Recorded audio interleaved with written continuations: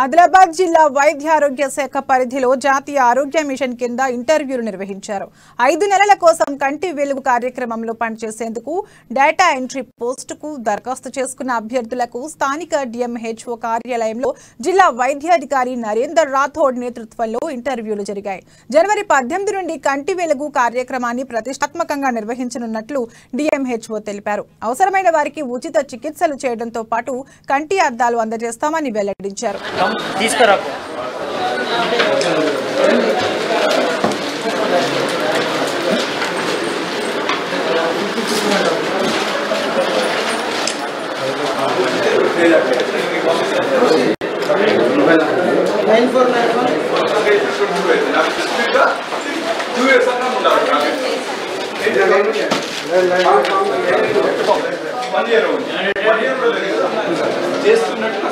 ప్రతిష్టాత్మకంగా తీసుకున్న కంటి వెలుగు ప్రోగ్రామ్ 2లో భాగంగా మనకు జనవరి 18కు మనకు కంటి వెలుగు ప్రోగ్రామ్ స్టార్ట్ అవుతుంది. దీనికి అనుగుణంగా ఇప్పుడు లాస్ట్ వీక్ మనం ఏదైతే ఆప్టోమెట్రిస్ట్ని 33 మెంబర్స్ని మనం తీసుకోవడం జరిగింది.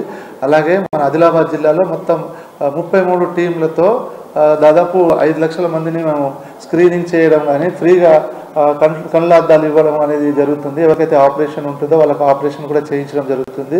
ఇందులో భాగంగా ఈరోజు డిఈఓస్ని మనం వాకిన్ ఇంటర్వ్యూకి పిలవడం జరిగింది. ప్రభుత్వం ప్రతిష్టాత్మకంగా తీసుకున్న కంటి వెలుగు ప్రోగ్రామ్ 2లో భాగంగా మనకు జనవరి 18కు మనకు కంటి వెలుగు ప్రోగ్రామ్ స్టార్ట్